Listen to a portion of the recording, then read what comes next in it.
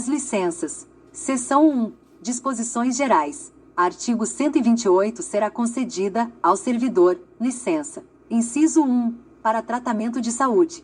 Inciso 2. Por acidente em serviço. Inciso 3. Por motivo de doença em pessoa da família. Inciso 4. A gestante, a adotante e a paternidade. Inciso 5. Para prestação de serviço militar. Inciso 6. Para tratar de interesses particulares. Inciso 7. Para acompanhar o cônjuge. Inciso 8. Para o desempenho de mandato classista.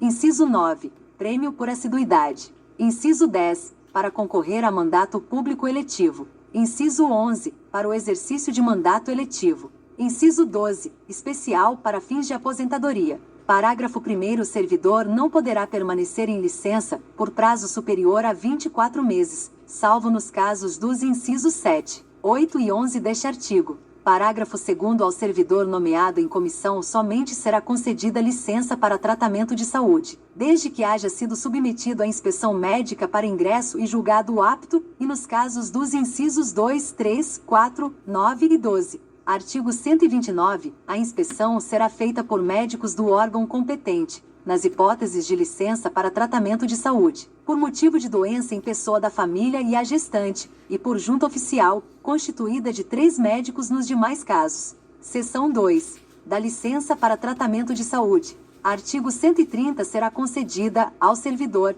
licença para tratamento de saúde, a pedido ou ex officio, precedida de inspeção médica realizada pelo órgão de perícia oficial do Estado, sediada na capital ou no interior, sem prejuízo da remuneração a que fizer jus. Parágrafo 1º. Sempre que necessário, a inspeção médica poderá ser realizada na residência do servidor ou no estabelecimento hospitalar onde se encontrar internado. Parágrafo 2º. Poderá, excepcionalmente, ser admitido atestado médico particular, quando ficar comprovada a impossibilidade absoluta de realização de exame por órgão oficial da localidade. Parágrafo 3º. O atestado referido no parágrafo anterior somente surtirá efeito após devidamente examinado e validado pelo órgão de perícia médica competente. Parágrafo 4º. O servidor não poderá recusar-se à inspeção médica, sob pena de ser sustado o pagamento de sua remuneração até que seja cumprida essa formalidade. Parágrafo 5º. No caso de o laudo registrar pareceres contrários à concessão da licença, as faltas ao serviço correrão sob a responsabilidade exclusiva do servidor. Parágrafo 6º. O resultado da inspeção será comunicado imediatamente ao servidor, logo após a sua realização, salvo se houver necessidade de exames complementares, quando, então, ficará à disposição do órgão de perícia médica. Artigo 131. Fim do período de licença, o servidor deverá reassumir imediatamente o exercício do cargo, sob pena de ser considerado faltoso, salvo prorrogação ou determinação constante do laudo. Parágrafo único. A infringência ao disposto neste artigo implicará perda da remuneração, sujeitando o servidor à demissão, se a ausência exceder a 30 dias, observado o disposto no artigo 26. Artigo 132. Nas licenças, por períodos prolongados, antes de se completarem 365 dias, deverá o órgão de perícia médica pronunciar-se sobre a natureza da doença, indicando se o caso é de: inciso 1, concessão de nova licença ou de prorrogação; inciso 2, retorno ao exercício do cargo, com ou sem limitação de tarefas; inciso 3, readaptação, com ou sem limitação de tarefas. Parágrafo único.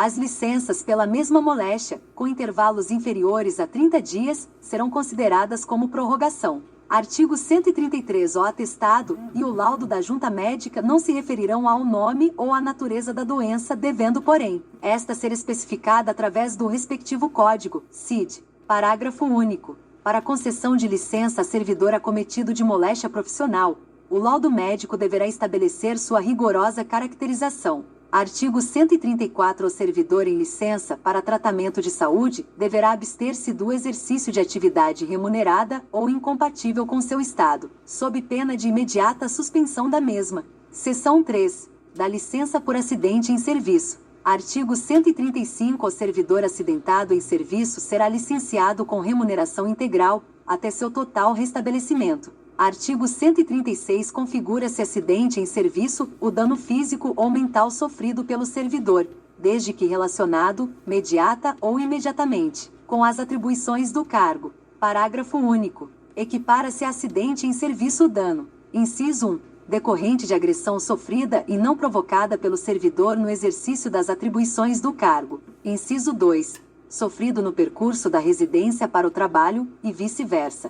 Artigo 137. A servidor acidentado em serviço terá tratamento integral custeado pelo Estado. Artigo 138. Para concessão de licença e tratamento ao servidor, em razão de acidente em serviço ou agressão não provocada no exercício de suas atribuições, é indispensável a comprovação detalhada do fato, no prazo de 10 dias da ocorrência mediante processo ex-officio. Parágrafo único. O tratamento recomendado por junta médica não oficial constitui medida de exceção, e somente será admissível quando inexistirem meios e recursos necessários adequados, em instituições públicas ou por ela conveniadas. Da licença por motivo de doença em pessoa da família. Artigo 139. O servidor poderá obter licença por motivo de doença do cônjuge, de ascendente, descendente, enteado e colateral consanguíneo, até o 2º grau, desde que comprove ser indispensável a sua assistência, e esta não possa ser prestada, simultaneamente, com o exercício do cargo. Parágrafo único. A doença será comprovada através de inspeção de saúde, a ser procedida pelo órgão de perícia médica competente. Artigo 140. A licença de que trata o artigo anterior será concedida. Inciso 1. Com a remuneração total até 90 dias. Inciso 2. Com 2/3 da remuneração, no período que exceder a 90 e não ultrapassar 180 dias. Inciso 3. Com 1/3 da remuneração, no período que exceder a 180 e não ultrapassar a 365 dias. Inciso 4. Sem remuneração, no período que exceder a 365, até um máximo de 730 dias. Parágrafo único. Para os efeitos deste artigo, as licenças pela mesma moléstia, com intervalos inferiores a 30 dias, serão consideradas como prorrogação. Seção 5. Da licença à gestante, à adotante e à paternidade. Artigo 141. A servidora gestante será concedida, mediante inspeção médica,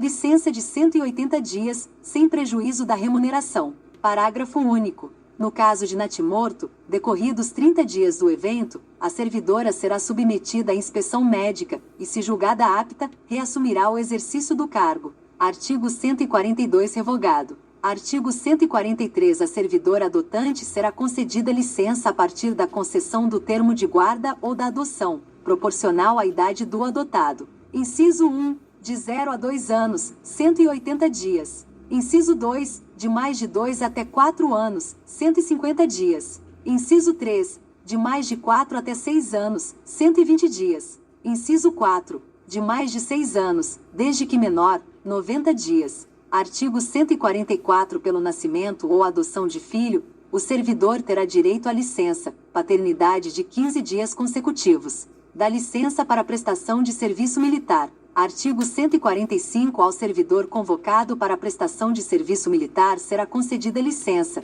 nos termos da legislação específica. Parágrafo 1º. Concluído o serviço militar, o servidor reassumirá imediatamente, sob pena da perda de vencimento, e se a ausência exceder a 30 dias, de demissão por abandono do cargo, observado o disposto no artigo 26. Parágrafo 2º. Quando a desincorporação se verificar em lugar diverso do da sede, o prazo para apresentação será de 10 dias. Seção 7. Da licença para tratar de interesses particulares. Artigo 146. Ao servidor detentor de cargo de provimento efetivo, estável, poderá ser concedida licença para tratar de interesses particulares, pelo prazo de até 2 anos consecutivos, sem remuneração. Parágrafo 1º. A licença poderá ser negada, quando o afastamento for inconveniente ao interesse do serviço. Parágrafo 2º. O servidor deverá aguardar em exercício a concessão da licença, salvo hipótese de imperiosa necessidade, devidamente comprovada a autoridade a que estiver subordinado, considerando-se como faltas os dias de ausência ao serviço,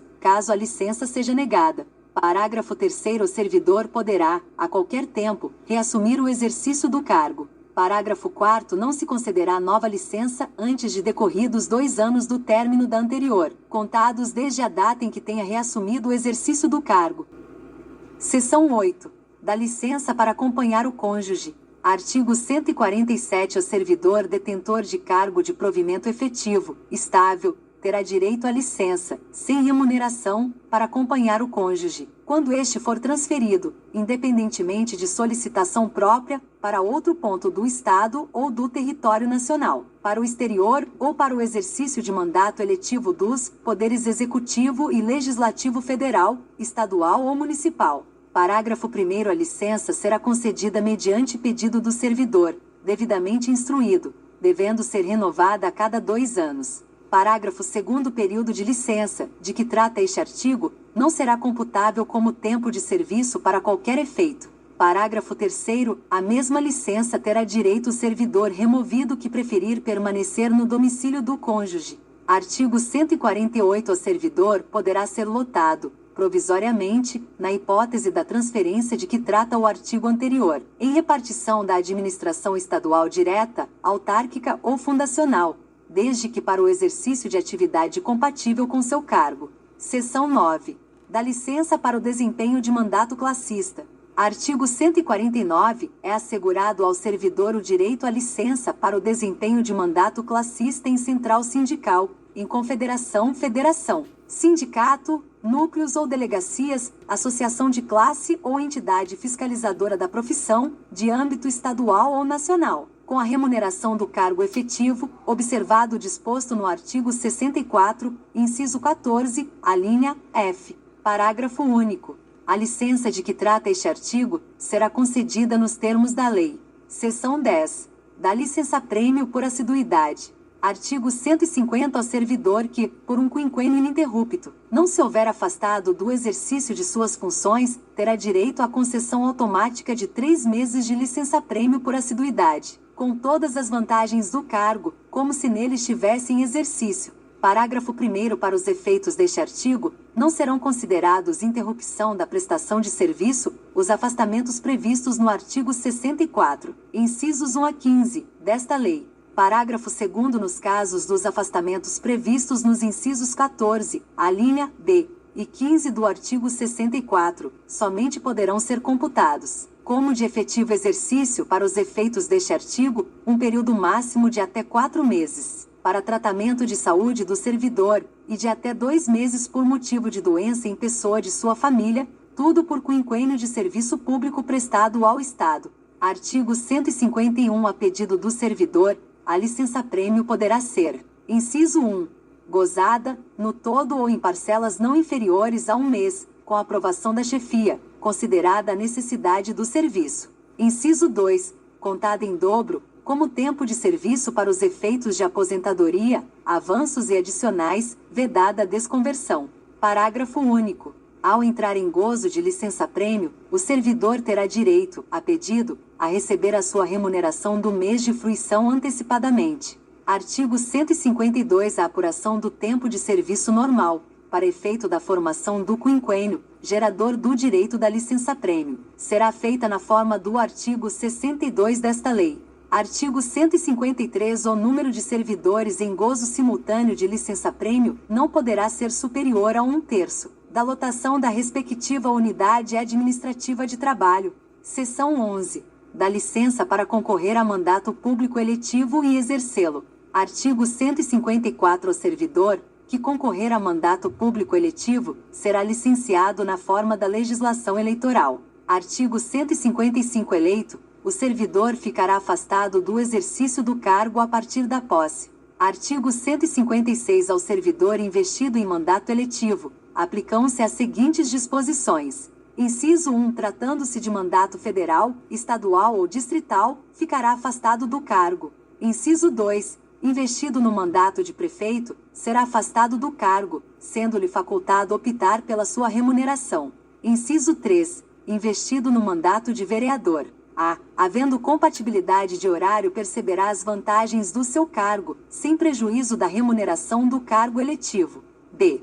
Não havendo compatibilidade de horário, será afastado do cargo, sendo-lhe facultado optar pela sua remuneração. Parágrafo 1º. No caso de afastamento do cargo, o servidor continuará contribuindo para o órgão da Previdência e Assistência do Estado, como se em exercício estivesse. Parágrafo 2º. O servidor investido em mandato eletivo ou classista não poderá ser removido ou redistribuído ex officio para localidade diversa daquela onde exerce o mandato. Seção 12.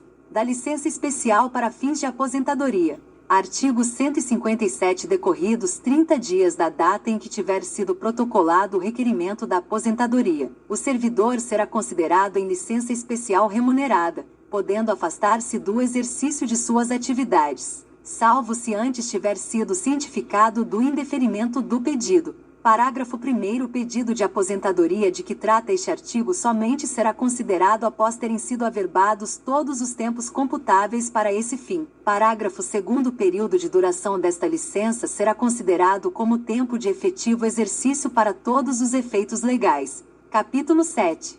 Da aposentadoria. Artigo 158. O servidor será aposentado. Inciso 1. Por invalidez permanente, sendo os proventos integrais, quando decorrente de acidente em serviço, moléstia profissional ou doença grave, contagiosa ou incurável, especificadas em lei e proporcionais nos demais casos. Inciso 2. Compulsoriamente, aos 70 anos de idade, com proventos proporcionais ao tempo de serviço. Inciso 3. Voluntariamente. Aos 35 anos de serviço, se homem, e aos 30, se mulher, com proventos integrais. B. Aos 30 anos de efetivo exercício em funções de magistério, se professor, e 25, se professora, com proventos integrais. C. Aos 30 anos de serviço, se homem, e aos 25, se mulher, com proventos proporcionais a esse tempo. D. Aos 65 anos de idade, se homem, e aos 60, se mulher, com proventos proporcionais ao tempo de serviço. Parágrafo 1º. Consideram-se doenças graves, contagiosas ou incuráveis, a que se refere o inciso 1 deste artigo, se incapacitantes para o exercício da função pública, tuberculose ativa, alienação mental, esclerose múltipla, neoplasia maligna, cegueira posterior ao ingresso no serviço público, hanseníase, cardiopatia grave, doença de Parkinson, paralisia irreversível e incapacitante, espondiloartrose anquilosante, nefropatia grave, estados avançados do mal de Paget, osteite deformante, síndrome de imunodeficiência adquirida, AIDS e outros que a lei indicar, com base na medicina especializada. Parágrafo 2º. Ao servidor aposentado em decorrência de qualquer das moléstias tipificadas no parágrafo anterior, fica vedado o exercício de outra atividade pública remunerada, sob pena de cassação de sua aposentadoria. Parágrafo 3º. Nos casos de exercício de atividades previstas no artigo 107, a aposentadoria de que trata o inciso 3, alíneas A e C, observará o disposto em lei específica. Parágrafo 4º. Se o servidor for aposentado com menos de 25 anos de serviço e menos de 60 anos de idade, a aposentadoria estará sujeita à confirmação mediante nova inspeção de saúde, após o decurso de 24 meses contados da data do ato de aposentadoria. Artigo 159. A aposentadoria de que trata o inciso 2 do artigo anterior será automática e declarada por ato, com vigência a partir do dia em que o servidor atingir a idade limite de permanência no serviço ativo. Artigo 160. A aposentadoria voluntária, ou por invalidez, vigorará a partir da data da publicação do respectivo ato.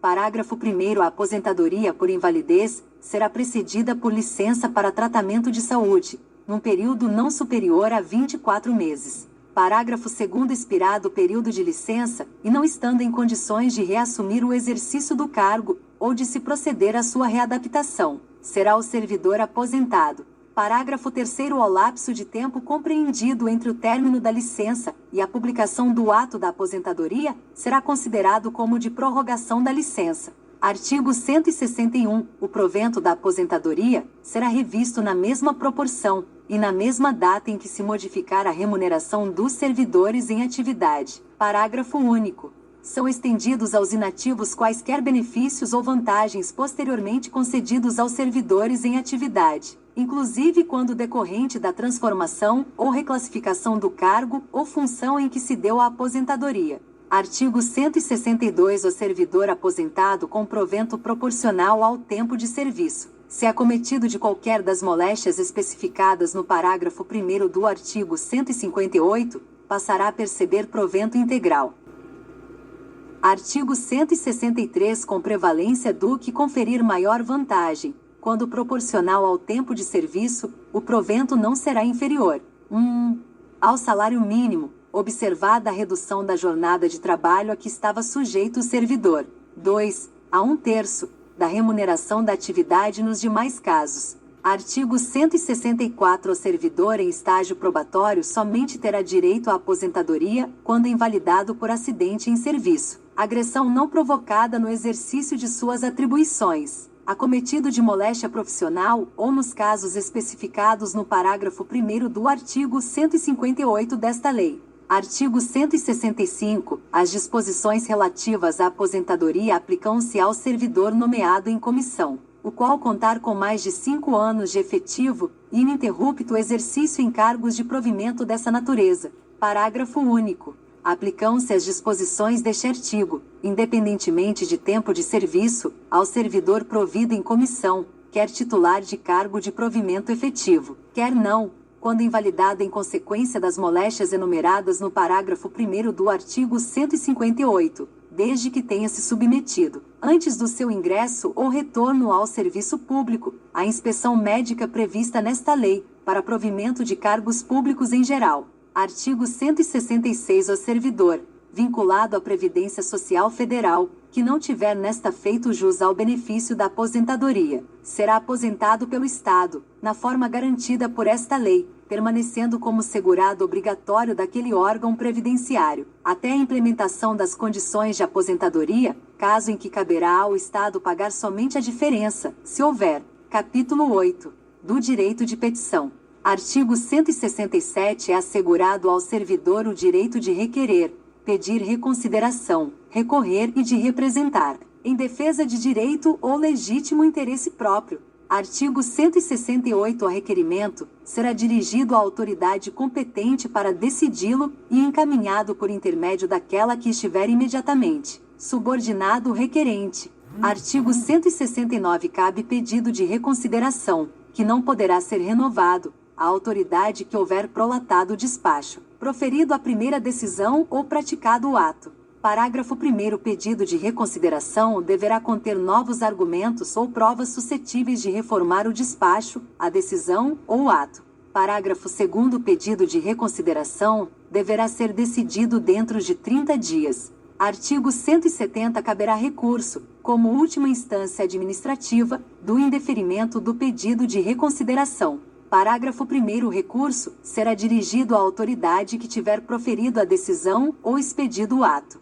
Parágrafo 2º. O recurso será encaminhado por intermédio da autoridade a que estiver imediatamente subordinado o requerente. Parágrafo 3º. Terá caráter de recurso o pedido de reconsideração, quando o prolator do despacho, decisão ou ato houver sido governador. Parágrafo 4º. A decisão sobre qualquer recurso será dada no prazo máximo de 60 dias. Artigo 171. O prazo para interposição de pedido de reconsideração ou de recurso é de 30 dias, contados a partir da data da publicação da decisão recorrida ou da data da ciência, pelo interessado, quando o despacho não for publicado. Parágrafo único. Em caso de provimento de pedido de reconsideração ou de recurso, o efeito da decisão retroagirá à data do ato impugnado. Artigo 172. O direito de requerer prescreve em 5 anos, quanto aos atos de demissão e cassação de aposentadoria ou de disponibilidade, ou que afetem interesses patrimoniais e créditos resultantes das relações de trabalho.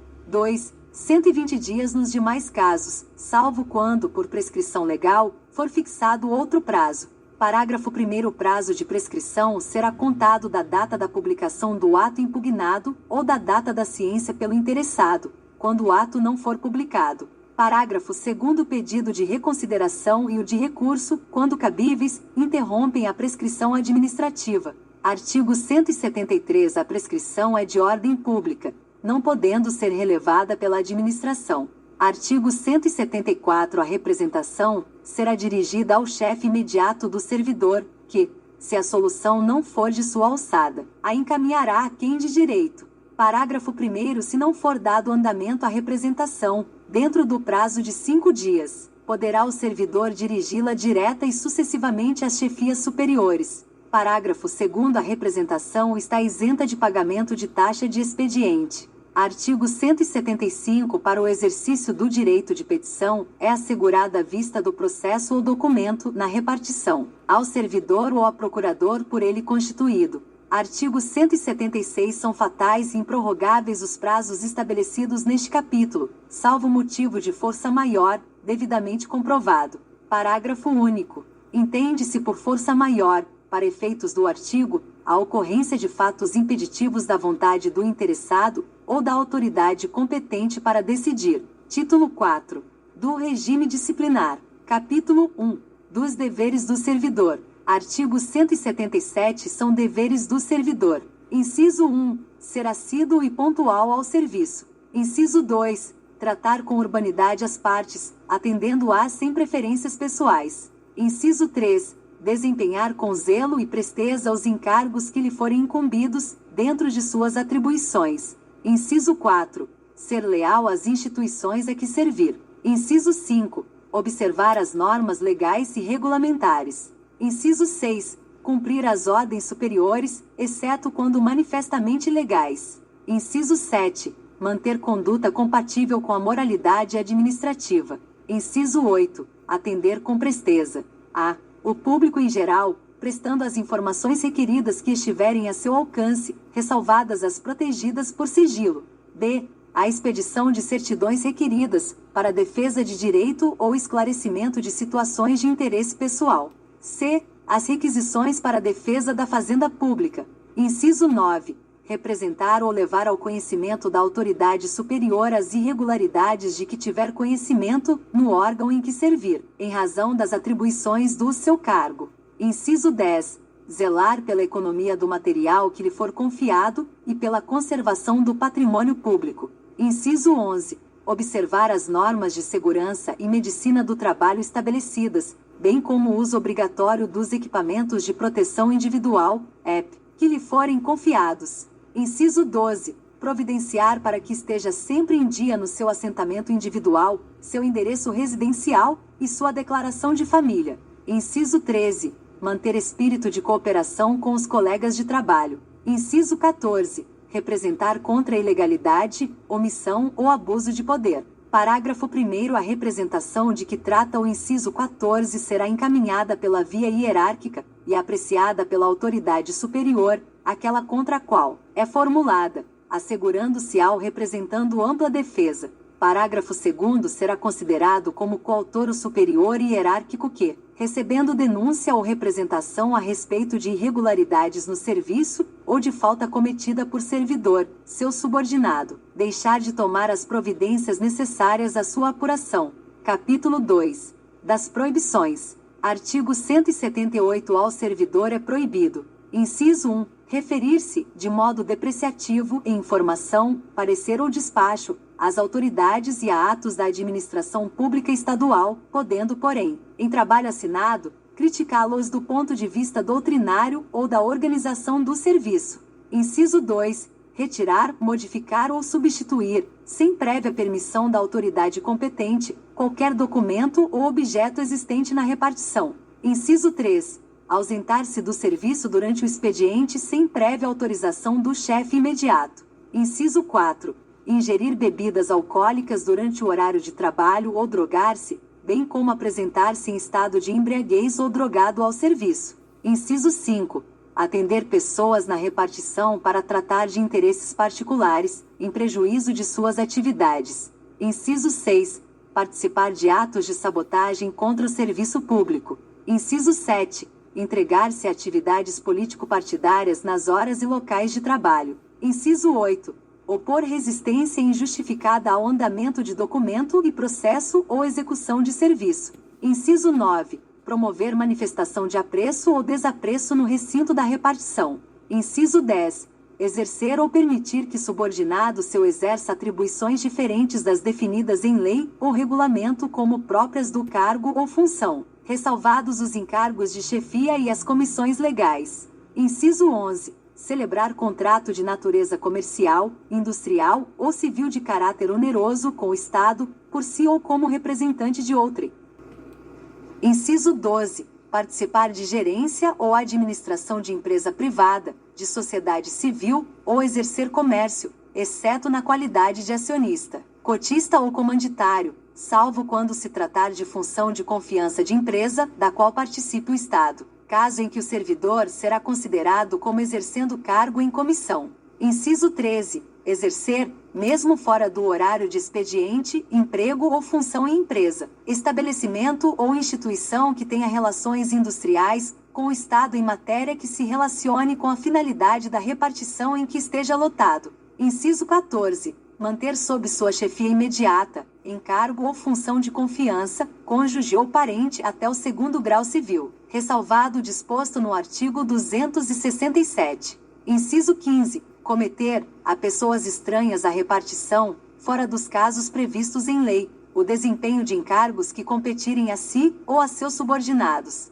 Inciso 16. Coagir ou aliciar subordinados no sentido de filiarem-se à associação profissional ou sindical, ou com objetivos político-partidários. Inciso 17. Utilizar pessoal ou recursos materiais da repartição em atividades particulares ou políticas. Inciso 18. Praticar usura, sob qualquer das suas formas. Inciso 19. Aceitar representação, comissão, emprego ou pensão de país estrangeiro. Inciso 20. Valer-se do cargo ou função para lograr proveito pessoal ou de outrem, em detrimento da dignidade do serviço público. Inciso 21. Atuar, como procurador ou intermediário junto à repartição pública, salvo quando se tratar de benefícios previdenciários ou assistenciais de parentes até o 2º grau e do cônjuge. Inciso 22. Receber propinas, comissões, presentes ou vantagens de qualquer espécie, em razão de suas atribuições. Inciso 23. Valer-se da condição de servidor para desempenhar atividades estranhas às suas funções ou para lograr, direta ou indiretamente, qualquer proveito. Inciso 24. Proceder de forma desidiosa. Inciso 25. Exercer quaisquer atividades que sejam incompatíveis com o exercício do cargo ou função e com o horário de trabalho. Parágrafo 1º não está compreendida na proibição dos incisos 12 e 13 deste artigo a participação do servidor na presidência de associação, na direção ou gerência de cooperativas e entidades de classe, ou como sócio. Parágrafo 2º na hipótese de violação do disposto no inciso 4, por comprovado motivo de dependência, o servidor deverá, obrigatoriamente, ser encaminhado a tratamento médico especializado. Capítulo 3. Da acumulação. Artigo 179. É vedada a acumulação remunerada de cargos públicos, excetuadas as hipóteses previstas em dispositivo constitucional. Artigo 180. A proibição de acumular estende-se a empregos e funções e abrange autarquias, empresas públicas, sociedades de economia mista e fundações mantidas pelo poder público. Artigo 181. O servidor detentor de cargo de provimento efetivo, quando investido em cargo em comissão, ficará afastado do cargo efetivo, observado o disposto no artigo anterior. Artigo 182. Verificada a acumulação indevida, o servidor será cientificado para optar por uma das posições ocupadas. Parágrafo único. Transcorrido o prazo de 30 dias, sem a manifestação optativa do servidor, a administração sustará o pagamento da posição de última investidura ou admissão. Capítulo 4.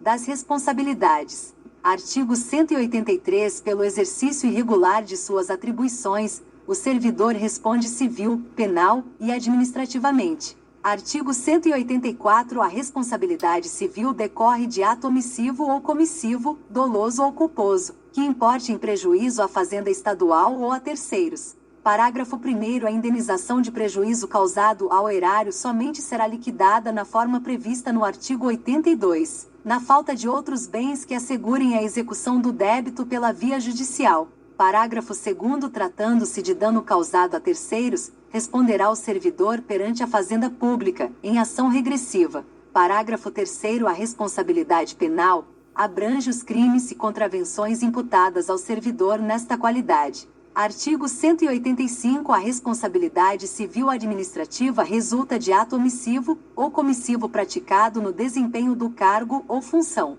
Artigo 186. As sanções civis, penais e administrativas poderão acumular-se, sendo umas e outras independentes entre si, assim como as instâncias civil, penal e administrativa. Capítulo 5. Das penalidades. Artigo 187. São penas disciplinares. Inciso 1. Repreensão. Inciso 2, suspensão e multa. Inciso 3, demissão. Inciso 4, cassação de disponibilidade. Inciso 5, cassação de aposentadoria. Parágrafo 1º. Na aplicação das penas disciplinares, serão consideradas a natureza e a gravidade da infração e os danos delas resultantes para o serviço público, as circunstâncias agravantes ou atenuantes e os antecedentes funcionais. Parágrafo 2º. Quando se tratar de falta funcional que, por sua natureza e reduzida gravidade, não demande aplicação das penas previstas neste artigo, será o servidor advertido particular e verbalmente. Artigo 188. A repreensão será aplicada por escrito, na falta do cumprimento do dever funcional, ou quando ocorrer procedimento público inconveniente. Artigo 189. A suspensão, que não poderá exceder a 90 dias, implicará a perda de todas as vantagens e direitos decorrentes do exercício do cargo e aplicar-se-á ao servidor. Inciso 1. Na violação das proibições consignadas nesta lei. Inciso 2. Nos casos de reincidência e infração já punida com repreensão. Inciso 3. Quando a infração for intencional ou se revestir de gravidade. Inciso 4. Como gradação de penalidade mais grave, tendo em vista circunstância atenuante. Inciso 5. Que atestar falsamente a prestação de serviço, bem como propuser permitir ou receber a retribuição correspondente a trabalho não realizado. Inciso 6. Que se recusar, sem justo motivo, a prestação de serviço extraordinário. Inciso 7. Responsável pelo retardamento em processo sumário. Inciso 8. Que deixar de atender notificação para prestar depoimento em processo disciplinar. Inciso 9. Que injustificadamente se recusar a ser submetido à inspeção médica determinada pela autoridade competente, cessando os efeitos da penalidade uma vez cumprida a determinação.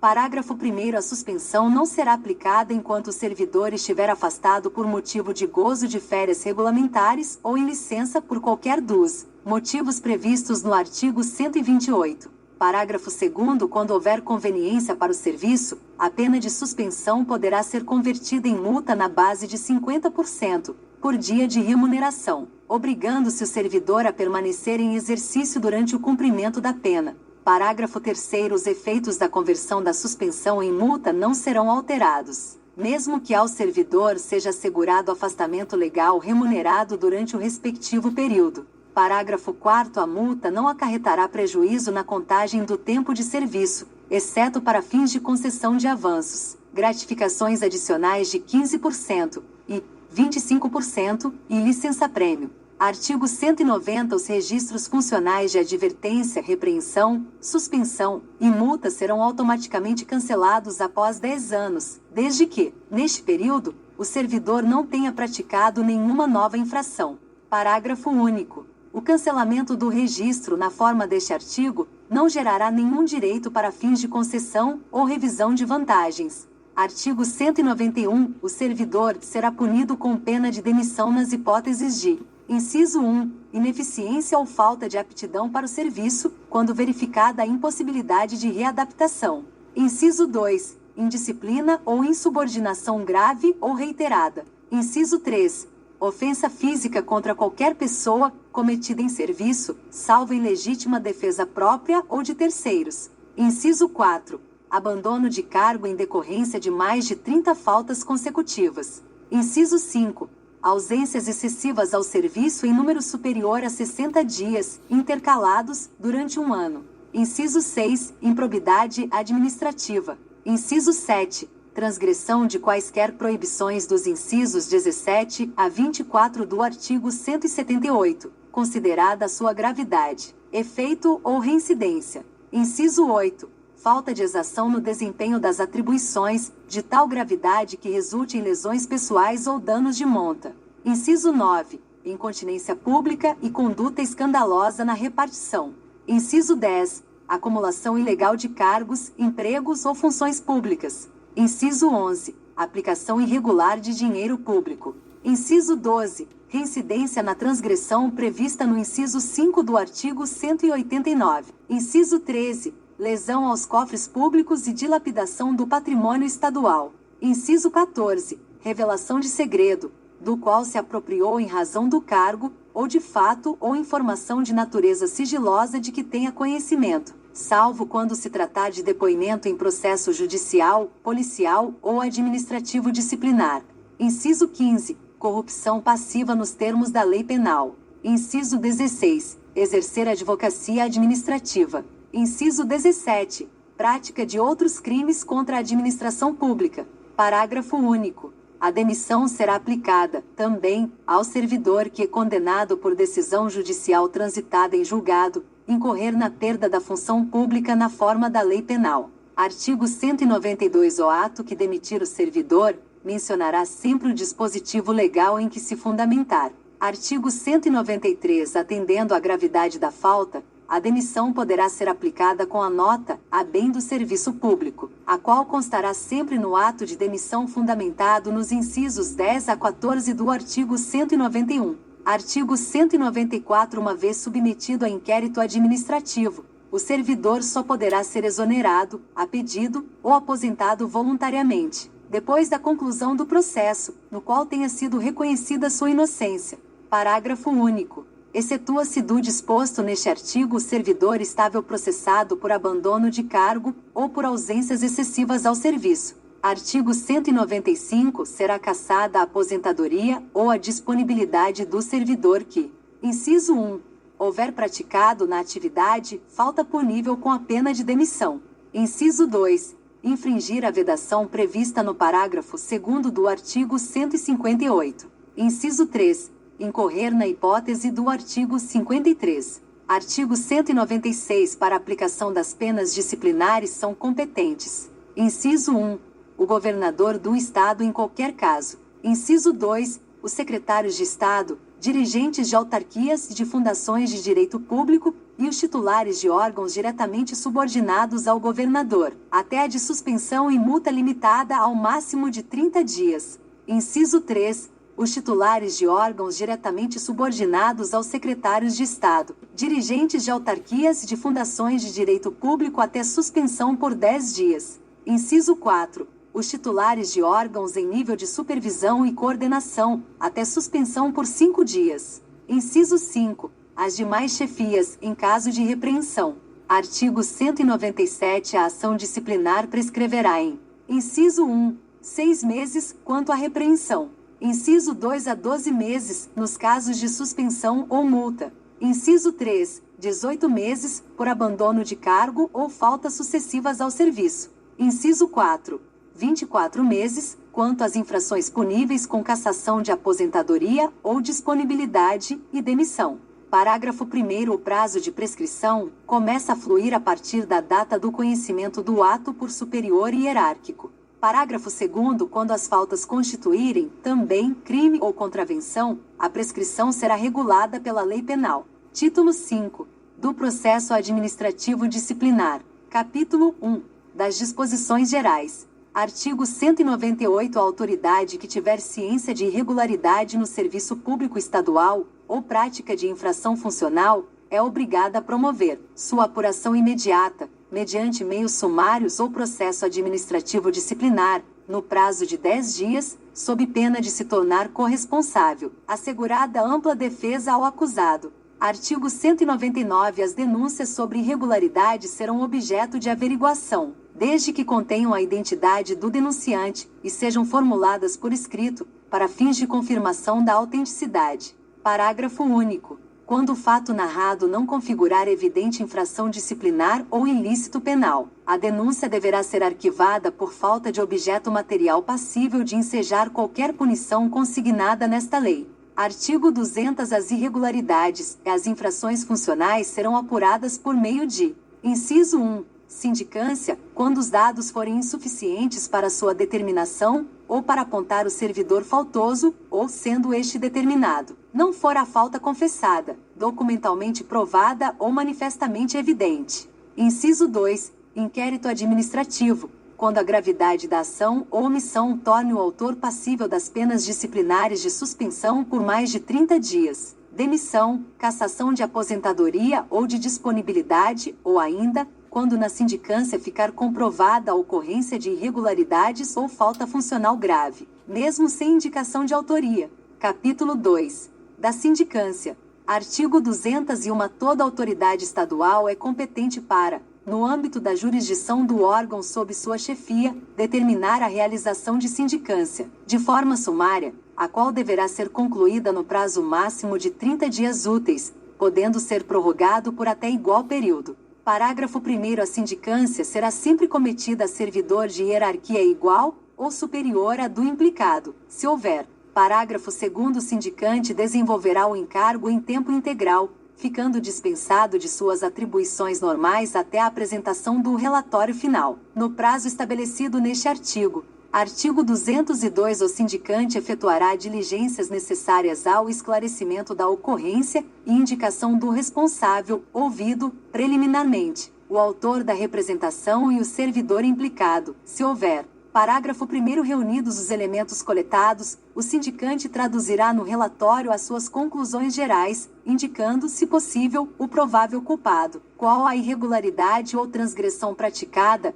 e o seu enquadramento nas disposições da lei reguladora da matéria. Parágrafo 2º. Somente poderá ser sugerida a instauração de inquérito administrativo quando, comprovadamente, os fatos apurados na sindicância a tal conduzirem, na forma do inciso 2 do artigo 200. Parágrafo 3º. Se a sindicância concluir pela culpabilidade do servidor, será este notificado para apresentar defesa, querendo, no prazo de 3 dias úteis. Artigo 203. A autoridade, de posse do relatório do sindicante, acompanhado dos elementos que instruírem o processo, decidirá pelo arquivamento do processo, pela aplicação da penalidade cabível de sua competência, ou pela instauração de inquérito administrativo, se estiver na sua alçada. Parágrafo único. Quando a aplicação da penalidade ou a instauração de inquérito for de autoridade de outra alçada ou competência, a esta deverá ser encaminhada a sindicância para apreciação das medidas propostas.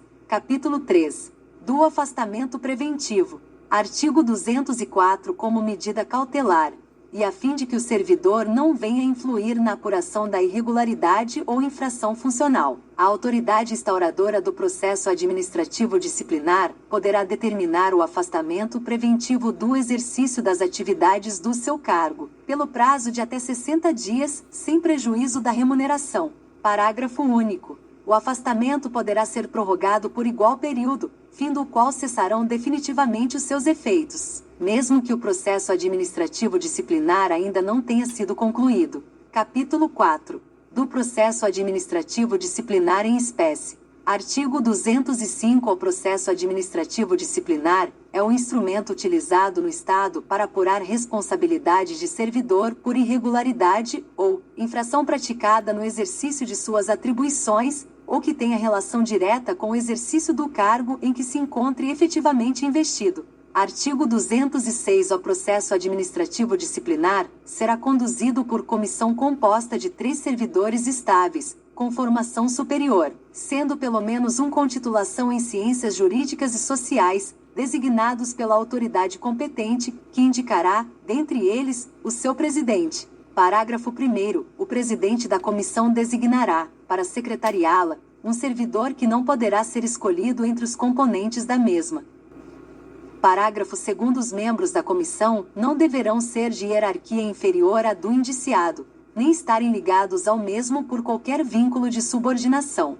Parágrafo 3º. Não poderá integrar a comissão, nem exercer a função de secretário, o servidor que tenha feito a denúncia de que resultar o processo disciplinar, bem como cônjuge ou parente do acusado consanguíneo ou afim, em linha reta ou colateral, até 3º grau. Artigo 207. A comissão exercerá suas atividades com independência e imparcialidade, assegurando sigilo absoluto e necessário à elucidação do fato, ou exigido pelo interesse da administração. Parágrafo único. As reuniões e as audiências das comissões terão caráter reservado. Artigo 208. O servidor poderá fazer parte, simultaneamente, de mais de uma comissão, podendo esta ser incumbida de mais de um processo disciplinar. Artigo 209. O membro da comissão, ou o servidor designado para secretariá-la, não poderá fazer parte do processo na qualidade de testemunha, tanto da acusação como da defesa. Artigo 210. A comissão somente poderá deliberar com a presença absoluta de todos os seus membros. Parágrafo único. A ausência, sem motivo justificado, por mais de 2 sessões, de qualquer dos membros da comissão, ou de seu secretário, determinará, de imediato, a substituição do faltoso, sem prejuízo de ser passível de punição disciplinar por falta de cumprimento do dever funcional. Artigo 211. O processo administrativo disciplinar se desenvolverá, necessariamente nas seguintes fases. Inciso 1. Instauração, ocorrendo a partir do ato que constituir a comissão. Inciso 2. Processo administrativo disciplinar, propriamente dito, compreendendo a instrução, defesa e relatório. Inciso 3. Julgamento. Artigo 212. O prazo para a conclusão do processo administrativo disciplinar não poderá exceder a 60 dias, contados da data da publicação do ato que constituir a comissão, admitida sua prorrogação por igual período, quando as circunstâncias de cunho excepcional assim o exigirem.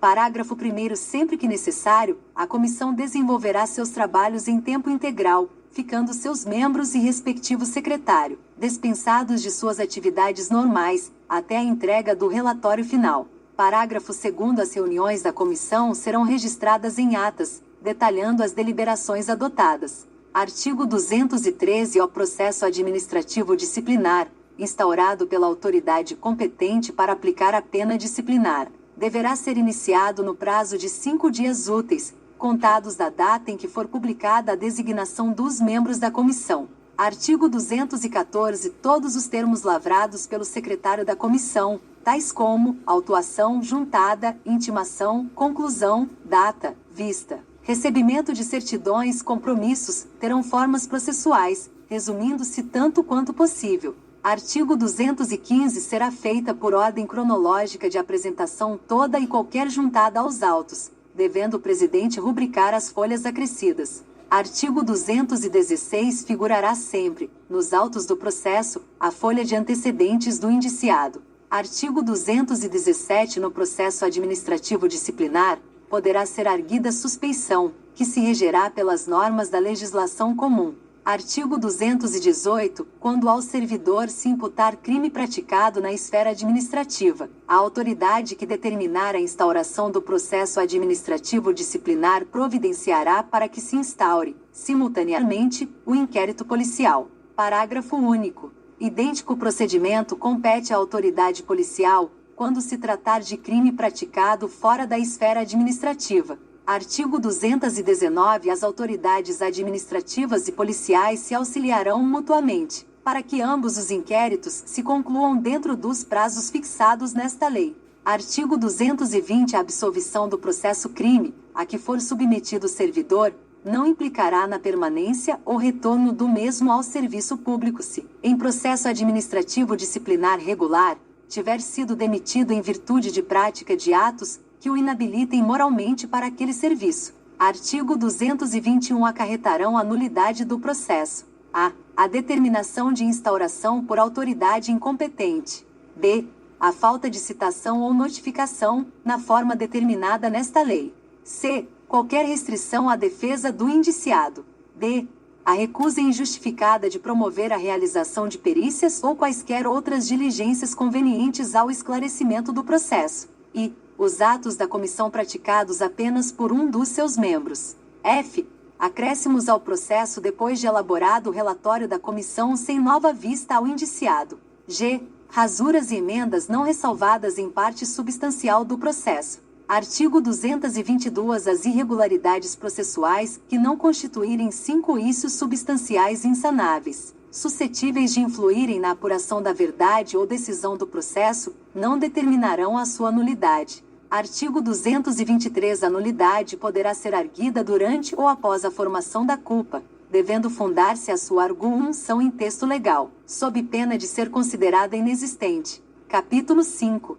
Do inquérito administrativo. Seção 1. Das disposições gerais. Artigo 224. O inquérito administrativo obedecerá ao princípio do contraditório, assegurada ao acusado ampla defesa, com a utilização de todos os meios de prova em direito admitidos, podendo as mesmas serem produzidas, ex officio, pelo denunciante ou pelo acusado, se houver, ou a requerimento da parte com legitimidade para tanto. Artigo 225. Quando o inquérito administrativo for precedido de sindicância, o relatório desta integrará a instrução do processo como peça informativa. Parágrafo único. Na hipótese de o relatório da sindicância concluir que a infração praticada consta capitulada como ilícito penal, a autoridade competente providenciará no encaminhamento de cópias dos autos ao Ministério Público, independentemente da imediata instauração do processo disciplinar. Artigo 226. Na fase do inquérito, a comissão promoverá a tomada de depoimentos, acariações, investigações e diligências cabíveis, objetivando a coleta de provas recorrendo, quando necessário, a técnicos e peritos, de modo a permitir a completa elucidação dos fatos. Parágrafo 1º. A designação dos peritos deverá obedecer ao critério da capacidade técnica especializada, observadas as provas de habilitação estabelecidas em lei, e só poderá recair em pessoas estranhas ao serviço público estadual, na falta de servidores aptos a prestarem assessoramento técnico. Parágrafo 2º. Para os exames de laboratório, porventura necessários, recorrer-se-á aos estabelecimentos particulares somente quando inexistirem oficiais ou quando os laudos forem insatisfatórios ou incompletos. Artigo 227. É assegurado ao servidor o direito de acompanhar o processo pessoalmente ou por intermédio de procurador habilitado, arrolar e requerir testemunhas, produzir provas e contraprovas e formular quesitos, quando se tratar de provas periciais. Parágrafo 1º. Só será admitida a intervenção de procurador, no processo disciplinar, após a apresentação do respectivo mandato, revestido das formalidades legais. Parágrafo 2º. O presidente da comissão poderá denegar pedidos considerados impertinentes, meramente protelatórios, ou de nenhum interesse para os esclarecimentos dos fatos. Parágrafo 3º. Será indeferido o pedido de prova pericial, quando a comprovação do fato independer de conhecimentos especializados de peritos. Seção 2. Dos atos e termos processuais. Artigo 228. O presidente da comissão, ao instalar os trabalhos, autuará portaria e demais peças existentes e designará dia, hora e local para a audiência inicial, citando o indiciado se houver para interrogatório e acompanhamento do processo. Parágrafo 1º. A citação do indiciado será feita, pessoalmente ou por via postal, com antecedência mínima de 5 dias úteis da data marcada para a audiência, e conterá dia, hora, local, sua qualificação e a tipificação da infração que lhe é imputada. Parágrafo 2º. Caso o indiciado se recuse a receber a citação, deverá o fato ser certificado, à vista de, no mínimo, duas testemunhas.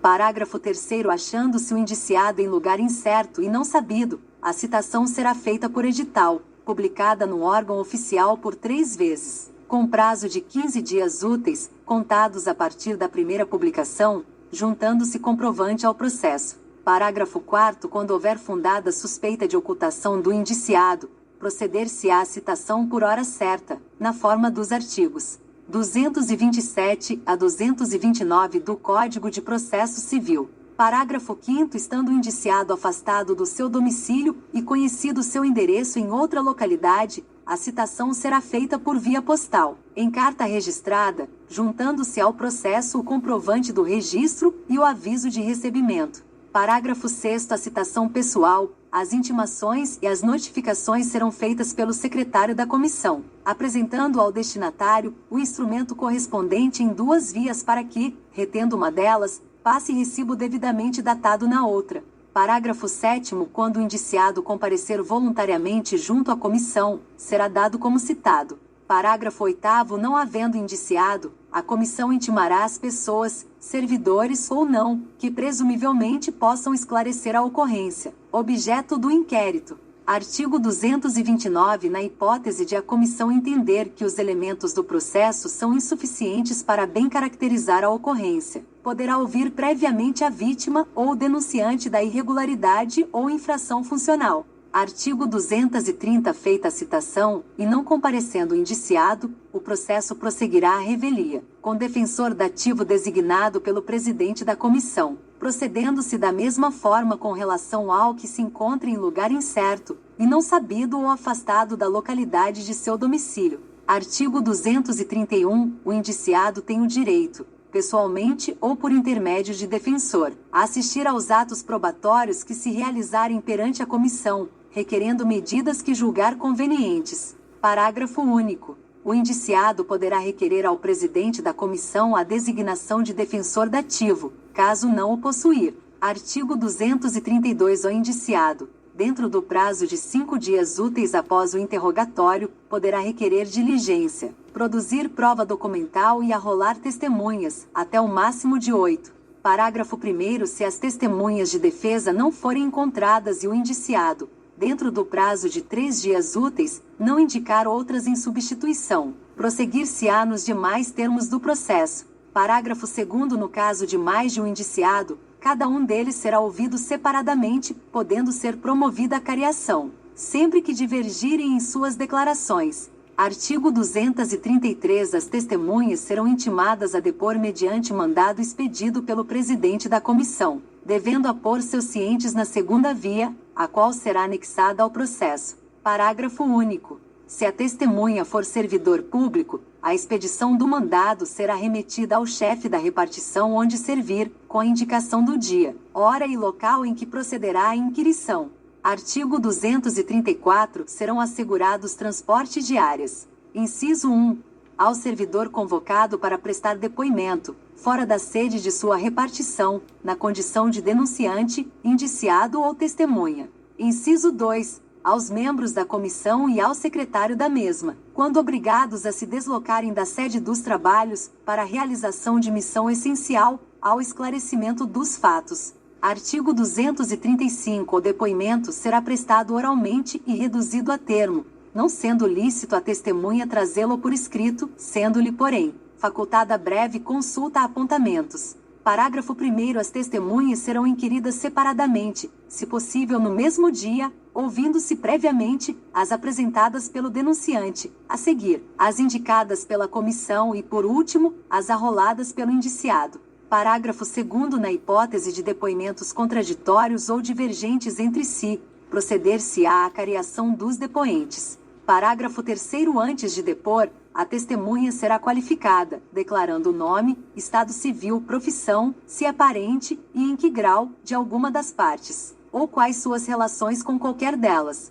Artigo 236. Ao ser inquirida uma testemunha, as demais não poderão estar presentes, a fim de evitar-se que uma ouça o depoimento da outra. Artigo 237. O procurador do acusado poderá assistir ao interrogatório, bem como à inquirição das testemunhas, sendo-lhe vedado interferir nas perguntas e respostas, facultando-se-lhe, porém, reinquiri-las, por intermédio do presidente da comissão. Artigo 238. A testemunha somente poderá eximir-se de depor nos casos previstos em lei penal. Parágrafo 1º. Se arrolados como testemunha, o governador do Estado, os secretários, os dirigentes máximos de autarquias, bem como outras autoridades federais, estaduais ou municipais de níveis hierárquicos a eles assemelhados, o depoimento será colhido em dia, hora e local previamente ajustados entre o presidente da comissão e a autoridade. Parágrafo 2º. Servidores estaduais arrolados como testemunhas serão requisitados junto às respectivas chefias, os federais e os municipais, bem como os militares, serão notificados por intermédio das repartições ou unidades a que servirem. Parágrafo 3º. No caso em que as pessoas estranhas ao serviço público se recusem a depor perante a comissão, o presidente poderá solicitar à autoridade policial competente providências no sentido de serem elas ouvidas na polícia, encaminhando para tanto aquela autoridade a matéria reduzida a itens sobre a qual devam ser ouvidas. Artigo 239. Quando houver dúvida sobre a sanidade mental do acusado, a comissão proporá à autoridade competente que ele seja submetido a exame por junta médica oficial, da qual participe, pelo menos, um médico psiquiatra. Parágrafo único. O incidente de sanidade mental será processado em autos apartados e apensos ao processo principal, após expedição do laudo pericial. Artigo 240. Ao indiciado que mudar de residência, fica obrigado a comunicar à comissão o local onde será encontrado. Artigo 241. Durante o curso do processo, a comissão promoverá as diligências que se fizerem necessárias à elucidação do objeto do inquérito, podendo, inclusive, recorrer a técnicos e peritos. Parágrafo único. Os órgãos estaduais atenderão com prioridade às solicitações da comissão. Artigo 242. Compete à comissão tomar conhecimento de novas imputações que surgirem, durante o curso do processo, contra o indiciado, caso em que este poderá produzir novas provas objetivando sua defesa. Artigo 243. Na formação material do processo, todos os termos lavrados pelo secretário terão forma sucinta, e quando possível padronizada. Parágrafo 1º. A juntada de documentos será feita pela ordem cronológica de apresentação mediante despacho do presidente da comissão. Parágrafo 2º. A cópia da ficha funcional deverá integrar o processo desde a indiciação do servidor, bem como, após despacho do presidente, o mandato, revestido das formalidades legais que permita a intervenção de procurador, se for o caso. Artigo 244. Ultimada a instrução do processo, intimar-se-á o indiciado, ou seu defensor legalmente constituído, para, no prazo de 10 dias, contados da data da intimação, apresentar defesa por escrito, sendo-lhe facultada vista aos autos na forma da lei. Parágrafo 1º. Havendo 2 ou mais indiciados, o prazo será comum e de 20 dias. Parágrafo 2º. O prazo de defesa, excepcionalmente, poderá ser suprimido, a critério da comissão, quando esta a julgar desnecessária, fez-se a inconteste comprovação da inocência do indiciado. Artigo 245. Esgotado o prazo de defesa, a comissão apresentará, dentro de 10 dias, minucioso relatório, resumindo as peças essenciais dos autos e mencionando as provas principais em que se baseou para formular sua convicção. Parágrafo 1º. O relatório será sempre conclusivo quanto à inocência ou à responsabilidade do sindicado. Parágrafo 2º. Se a defesa tiver sido dispensada ou apresentada antes da fluência do prazo, contar-se-á o destinado à feitura do relatório a partir do dia seguinte ao da dispensa da apresentação. Parágrafo 3º. No relatório, a comissão apreciará em relação a cada indiciado, separadamente, as irregularidades, objeto de acusação, as provas que instruírem o processo e as razões de defesa, propondo, justificadamente, a absolvição ou a punição, sugerindo, nesse caso, a pena que couber. Parágrafo 4º. Deverá também, a comissão, em seu relatório, sugerir providências tendentes a evitar a reprodução de fatos semelhantes ao que originou o processo, bem como quaisquer outras que lhe pareçam de interesse do serviço público estadual. Artigo 246. O relatório da comissão será encaminhado à autoridade que determinou a sua instauração para apreciação final, no prazo de 30 dias. Parágrafo 1º. Apresentado o relatório, a comissão ficará à disposição da autoridade que houver instaurado o inquérito para qualquer esclarecimento ou providência julgada necessária. Parágrafo 2º. Quando não for da alçada da autoridade a aplicação das penalidades e das providências indicadas, estas serão propostas a quem de direito competir, no prazo marcado para julgamento. Parágrafo 3º. Na hipótese do parágrafo anterior, o prazo para julgamento final será de 20 dias. Parágrafo 4º. A autoridade julgadora promoverá a publicação em órgão oficial, no prazo de 8 dias, da decisão que proferir, expedirá os atos decorrentes do julgamento, e determinará as providências necessárias à sua execução. Parágrafo 5º. Cumprido o disposto no parágrafo anterior, dar-se a ciência da solução do processo ao autor da representação, e à comissão, procedendo-se após, ao seu arquivamento. Parágrafo 6º. Se o processo não for encaminhado à autoridade competente no prazo de 30 dias, ou julgado no prazo determinado no parágrafo 3º, o indiciado poderá reassumir, automaticamente, o exercício do seu cargo, onde aguardará o julgamento. Capítulo 6. Do processo por abandono de cargo, ou por ausências excessivas ao serviço. Artigo 247. É dever do chefe imediato conhecer os motivos que levam o servidor a faltar consecutiva e frequentemente ao serviço. Parágrafo único. Constatadas as primeiras faltas, deverá o chefe imediato, sob pena de se tornar corresponsável, comunicar o fato ao órgão de apoio administrativo da repartição, que promoverá as diligências necessárias à apuração da ocorrência. Artigo 248. Quando o número de faltas não justificadas ultrapassar a 30 consecutivas ou 60 intercaladas durante um ano, a repartição onde o servidor estiver em exercício promoverá sindicância, e à vista do resultado nela colhido, proporá. Inciso 1. A solução, se ficar provada a existência de força maior, coação ilegal ou circunstância ligada ao estado físico ou psíquico do servidor, que contribua para não caracterizar o abandono do cargo ou que possa determinar a justificabilidade das faltas. Inciso 2. A instauração de inquérito administrativo se inexistirem provas das situações mencionadas no inciso anterior, ou existindo, forem julgadas insatisfatórias. Parágrafo 1º. No caso de ser proposta a demissão, o servidor terá o prazo de 5 dias para apresentar defesa. Parágrafo 2º. Para aferição do número de faltas, as horas serão convertidas em dias, quando o servidor estiver sujeito a regime de plantões. Parágrafo 3º. Salvo em caso de ficar caracterizada, desde logo, a intenção do faltoso em abandonar o cargo, ser-lhe-á permitido continuar em exercício, a título precário, sem prejuízo da conclusão do processo. Parágrafo 4º. É facultado ao indiciado, por abandono de cargo ou por ausências excessivas ao serviço, no decurso do correspondente processo administrativo disciplinar, requerer sua exoneração, a juízo da autoridade competente. Capítulo 7. Da revisão do processo. Artigo 249. O processo administrativo disciplinar poderá ser revisto, uma única vez, a qualquer tempo ou ex officio, quando se aduzirem fatos novos ou circunstâncias suscetíveis de justificar a inocência ou inadequação da penalidade aplicada. Parágrafo 1º. O pedido da revisão não tem efeito suspensivo e nem permite agravação da pena.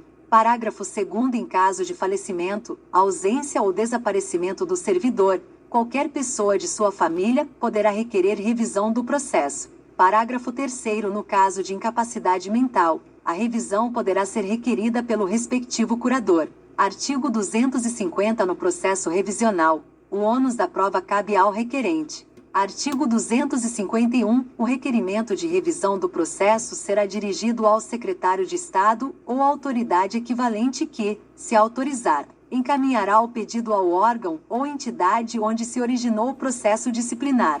Artigo 252. A comissão revisora terá 6 dias de prazo para a conclusão dos trabalhos. Artigo 253. O julgamento caberá à autoridade que aplicou a penalidade nos termos do artigo 246, no prazo de 20 dias, contados do recebimento do processo, durante o qual poderá determinar as diligências que julgar necessárias. Artigo 254. Julgada procedente a revisão, será declarada sem efeito a penalidade aplicada, restabelecendo-se todos os direitos do servidor. Título 6. Da Previdência e Assistência ao Servidor. Artigo 255. O Estado manterá órgão ou entidade de previdência e assistência médica, odontológica e hospitalar para seus servidores e dependentes, mediante contribuição, nos termos da lei. Artigo 256. Caberá, especialmente ao Estado, a concessão dos seguintes benefícios, na forma prevista nesta lei. Inciso 1. Abono familiar. Inciso 2. Licença para tratamento de saúde. Inciso 3. Licença gestante, a adotante e licença paternidade. Inciso 4. Licença por acidente em serviço. Inciso 5. Aposentadoria. Inciso 6. Auxílio funeral. Inciso 7. Complementação de pensão. Parágrafo 1º. Além das concessões de que trata este artigo, será devido o auxílio transporte, correspondente à necessidade de deslocamento do servidor em atividade para seu local de trabalho e vice-versa, nos termos da lei. Parágrafo 2º. O Estado concederá o auxílio-refeição, na forma da lei. Parágrafo 3º. A lei regulará o atendimento gratuito de filhos e dependentes de servidores, de 0 a 6 anos, em creches e pré-escola. Artigo 257. O auxílio funeral é a importância devida à família do servidor falecido, ativo ou inativo, em valor equivalente. Inciso 1. A 1 mês de remuneração ou provento que perceberia na data do óbito, considerados eventuais acúmulos legais. Inciso 2. Ao montante das despesas realizadas, respeitando o limite fixado no inciso anterior, quando promovido por terceiros. Parágrafo único. O processo de concessão de auxílio funeral obedecerá a rito sumário e concluir-se-á no prazo de 48 horas da prova do óbito, subordinando-se o pagamento à apresentação dos comprovantes da despesa. Artigo 258. Em caso de falecimento de servidor ocorrido, quando no desempenho de suas funções, fora do local de trabalho, inclusive em outro estado ou no exterior, As despesas de transporte do corpo correrão à conta de recursos do Estado, autarquia ou fundação de direito público. Artigo 259. Ao cônjuge ou dependente do servidor falecido em consequência de acidente em serviço ou agressão não provocada, no exercício de suas atribuições, será concedida complementação da pensão que, somada à que perceber do órgão de previdência do Estado, perfaça a totalidade da remuneração percebida pelo servidor, quando em atividade. Artigo 260. Caberá ao Instituto de Previdência do Estado do Rio Grande do Sul a concessão de benefícios e serviços, na forma prevista em lei específica. Parágrafo único. Todo servidor abrangido por esta lei deverá, obrigatoriamente, ser contribuinte do órgão previdenciário de que trata este artigo. Título 7. Da contratação temporária de excepcional interesse público. Artigo 261. Para atender necessidade temporária de excepcional interesse público, a administração estadual poderá efetuar contratações de pessoal, por prazo determinado na forma da lei. Parágrafo único. Para os fins previstos neste artigo, consideram-se como necessidade temporária de excepcional interesse público as contratações destinadas a: inciso 1. Combater surtos epidêmicos. Inciso 2. Atender situações de calamidade pública. Inciso 3. Atender a outras situações de urgência que vierem a ser definidas em lei. Título 8. Das disposições gerais, transitórias e finais. Capítulo 1.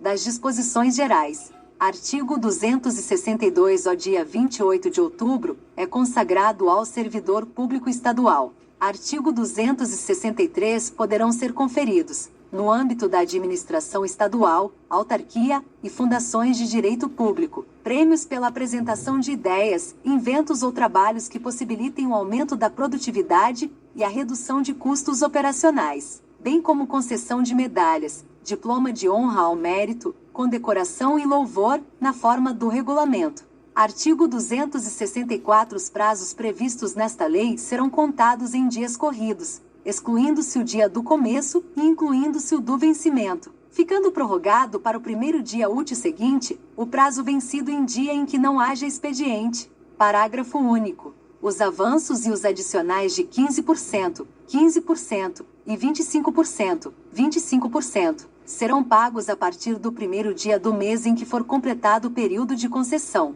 Artigo 265. Por motivo de crença religiosa, ou de convicção filosófica ou política, o servidor não poderá ser privado de quaisquer dos seus direitos, sofrer discriminação em sua vida funcional, nem eximir-se do cumprimento de seus deveres. Artigo 266. Do exercício de encargos ou serviços diferentes dos definidos em lei ou regulamento, como próprio do seu cargo ou função, não decorre nenhum direito ao servidor, ressalvadas as comissões legais. Artigo 267. É vedado às chefias manterem sob suas ordens cônjuges e parentes até segundo grau, salvo quando se tratar de função de imediata confiança e livre escolha, não podendo, porém, exceder de 2 o número de auxiliares nessas condições. Artigo 268. Serão assegurados ao servidor público civil os direitos de associação profissional ou sindical. Artigo 269. Consideram-se da família do servidor,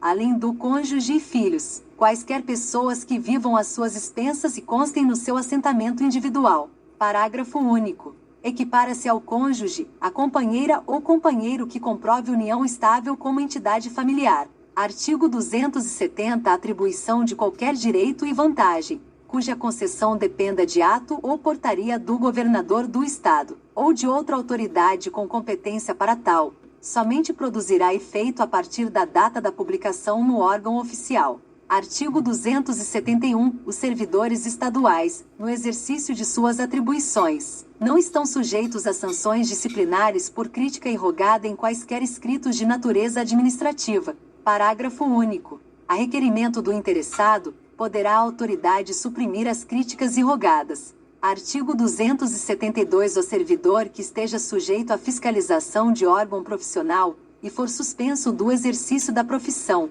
enquanto durar a medida, não poderá desempenhar atividade que envolva responsabilidade técnico-profissional. Artigo 273. O Poder Executivo regulará as condições necessárias à perfeita execução desta lei, observados os princípios gerais nela consignados. Artigo 274. O disposto nesta lei é extensivo às autarquias e às fundações de direito público, respeitada, quanto à prática de atos administrativos, a competência dos respectivos titulares. Artigo 275. Os dirigentes máximos das autarquias e fundações de direito público poderão praticar atos administrativos de competência do governador, salvo os indelegáveis, nas áreas de suas respectivas atuações. Capítulo 2.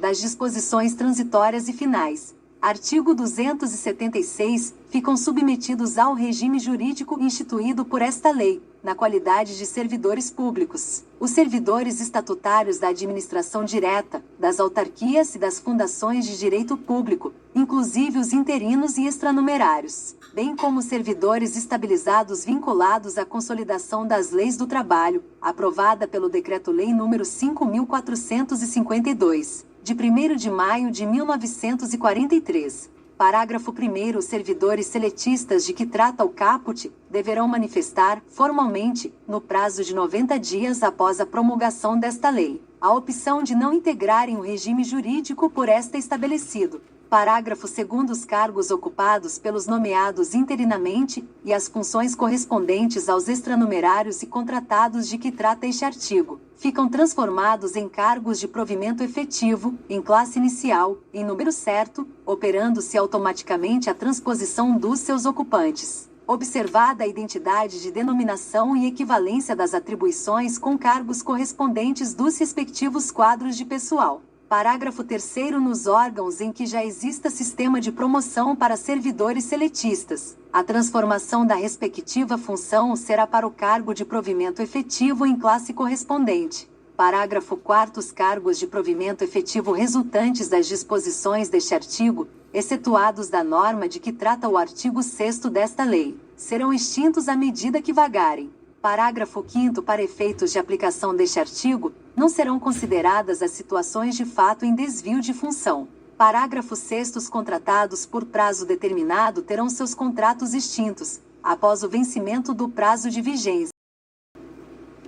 Artigo 277. São considerados extintos os contratos individuais de trabalho dos servidores que passarem a integrar o regime jurídico na forma do artigo 276 desta lei, ficando-lhes assegurada a contagem do tempo anterior de serviço público estadual para todos os efeitos, exceto para os fins previstos no inciso 1 do artigo 151, na forma da lei.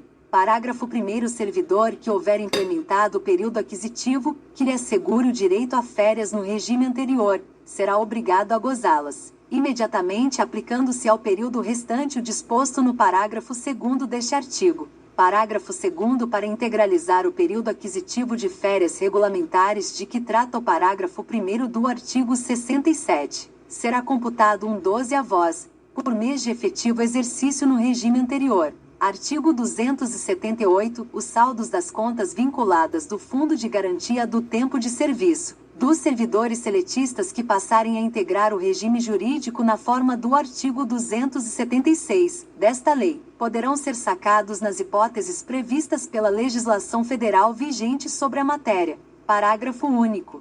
O saldo da conta individualizada de servidores não optantes pelo FGTS reverterá em favor do Estado ou da entidade depositante. Artigo 279. Aplicam-se as disposições desta lei aos integrantes do plano de carreira do Magistério Público Estadual, na forma prevista no artigo 154 da Lei nº 6.672, de 22 de abril de 1974.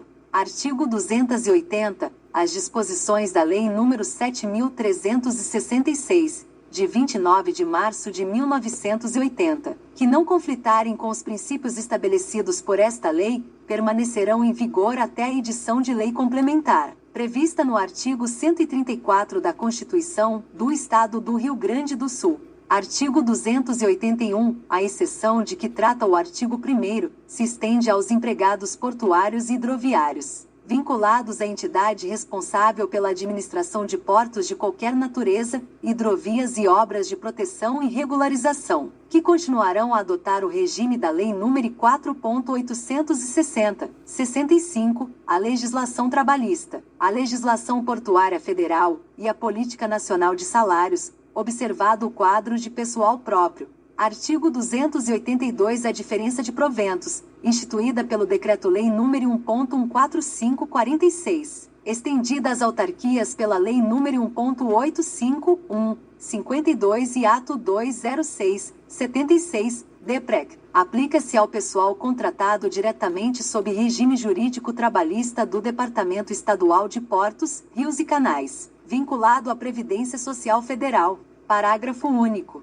A diferença de proventos será concedida somente quando o empregado satisfizer os requisitos da aposentadoria pela legislação estadual em vigor e que sejam estáveis, no serviço público, a teor do artigo 19 do Ato das Disposições Transitórias da Constituição Federal. Artigo 283. Os graus relativos aos cargos organizados em carreira a que se refere esta lei, enquanto não editada a lei complementar de que trata o artigo 31 da Constituição do Estado, correspondem às atuais classes. Artigo 284. Ao servidor público civil é assegurado, nos termos da Constituição Federal e da Constituição Estadual, o direito à livre organização sindical e os seguintes direitos, entre outros, dela decorrentes. Há de ser representado pelo sindicato, inclusive como substituto processual. B. De inamovibilidade do dirigente sindical, até 1 ano após o final do mandato, exceto se a pedido. C. De descontar em folha, sem ônus para a entidade sindical a que for filiado, o valor das mensalidades e contribuições definidas em Assembleia Geral da categoria. Artigo 285. No prazo de 180 dias, a contar da data da promulgação desta lei, o Poder Executivo deverá encaminhar ao Poder Legislativo projeto de lei que trate do quadro de carreira dos funcionários de escola. Artigo 286. As despesas decorrentes da aplicação desta lei correrão à conta de dotações orçamentárias próprias. Artigo 287. Fica o Executivo autorizado a abrir créditos suplementares necessários à cobertura das despesas geradas por esta lei. Artigo 288. Esta lei entra em vigor na data de sua publicação, produzindo seus efeitos a contar de 1º de janeiro de 1994. Artigo 289. Ressalvados os direitos adquiridos, o ato jurídico perfeito e a coisa julgada, são revogadas as disposições em contrário. Palácio Piratini, em Porto Alegre, 3 de fevereiro de 1994.